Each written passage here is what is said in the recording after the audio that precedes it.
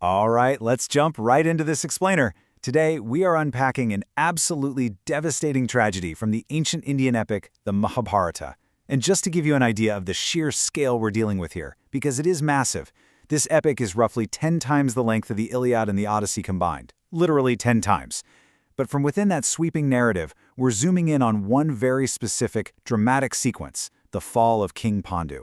It's a story that intricately weaves together inescapable fate, irresistible desire, and the incredibly heavy burdens of duty. As you'll see, it's a fascinating look at how quickly a situation can flip from absolute paradise to total devastation.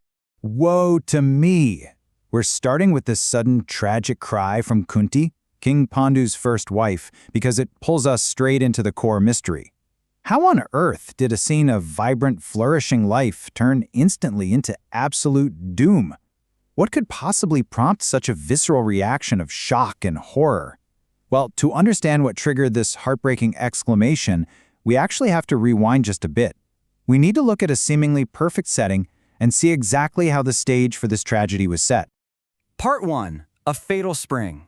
The Beauty and the Trap. So, our story begins in a breathtaking mountain forest during the spring, and the source text specifically describes this season as one that, quote, maddens every creature. It goes out of its way to visually overwhelm us with these intense sensory details. The environment isn't just pretty, it's practically vibrating with life. Just picture it. Blossoming palasas and talakas, rich mangoes and champakas, fragrant lotuses floating in fine pools of water. Add to that the swarms of sweetly humming, maddened bees and the melodies of kokilas pouring out from every single twig. It's an intoxicating setup designed to awaken desire. But here is the terrifying dramatic irony of the whole situation. King Pandu is currently living under the Rishi's curse, and this explicit curse states that yielding to desire will bring about his immediate doom. So that unbelievably lush, romantic forest we just talked about, it's actually a fatal trap. The very environment is conspiring against him, awakening the one specific feeling he absolutely must suppress if he wants to stay alive. Section 2. The Fall of Pandu and the Transgression. That idyllic scene completely fractures. Pandu is roving through this beautiful scenery with his younger wife Madri, who the text notes is wearing semi-transparent attire. Suddenly, surrounded by that maddening spring air, his desire is kindled at the mere sight of her, and he seizes her against her will. Madri is fully aware of the curse. She trembles in fear, and she resists him to the absolute best of her might. But unrestrained by that fear, Pandu is just completely overpowered by passion. The king's fatal compulsion overrides his reason entirely. Despite her terrified resistance, the momentum of his desire simply cannot be stopped. His reason was lost with his life. The text describes him as being beguiled by the great destroyer himself, intoxicating his senses. King Pandu succumbs to the inevitable influence of time and fate. Because he yielded to that overwhelming desire, the curse is instantly fulfilled. Boom, he dies right there in the forest. It is such a sobering reminder of how, in these ancient texts, yielding to impulse when duty forbids it carries the ultimate, fatal price. Section 3. The Wives' Debate, Duty and Blame.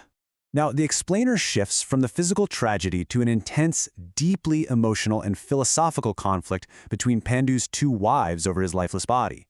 Hearing Madri's weeping, Kunti rushes over with the children.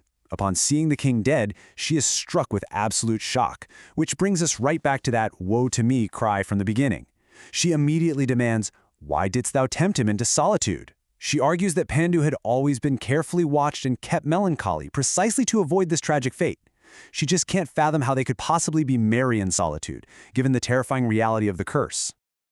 Through her tears, clasping her husband's body, Madri offers this heartbreaking defense. She says, "I resisted the king, but he could not control himself, bent on, as it were, making the Rishi's curse true." She's imparting that she fought back with everything she had, but the momentum of fate and the overwhelming force of his passion were just unstoppable.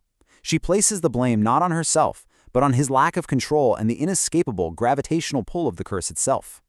And this debate swiftly transitions into a profound argument governed by ancient cultural codes of duty. It's over a very heavy choice. Who is going to ascend the funeral pyre with the king, and who will stay behind to raise their surviving children? On one hand, Kunti argues that as the elder wife, she holds the chief religious merit, claiming the right to follow their lord. Madri, on the other hand, argues that she was the object of his unsatiated desire. But beyond that, she deeply fears that if she survives, she will sin by failing to properly rear Kunti's children as carefully as her own. It is a tragic, high-stakes tug-of-war over duty and sacrifice. Which brings us to Section 4, Madriska's final choice, the sacrifice. The climax of their conflict hinges entirely on Madri's unyielding resolve, and honestly, her brutally honest assessment of the future. She refuses to let go, stating she still clasps her lord's body and that her appetite and his was not appeased. But her strongest point is actually deeply practical. She tells Kunti that Kunti has the capacity to bring up all the sons as if they were her own, admitting her own perceived inability to do the same without committing a sin of favoritism. Therefore, because he sought her wishfully, she demands her body be burnt with his, essentially begging Kunti not to withhold her sanction. The source text concludes this sequence with stark impartiality. It simply states, "The wedded wife of Pandu ascended the funeral pyre of her lord." Kunti ultimately yields to Madri's argument. Madri fulfills her chosen duty in the ancient practice of Sati, joining King Pandu in death. It's a heavy, very definitive end to the immediate fallout of the king's fatal transgression. As we wrap up this explainer, I want to leave you with a provocative question to ponder.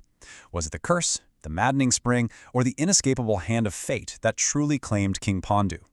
It's an incredibly fascinating look into how ancient texts intertwine human psychology, rigid duty, and destiny. The environment provoked the desire triggered the curse, but perhaps it was fate pulling the strings all along, using human weakness as its tool. It's definitely something to think about as you reflect on this story. Thank you so much for letting me guide you through the intricate and fatal web of this chapter of the Mahabharata. Keep analyzing, keep questioning, and I'll catch you next time.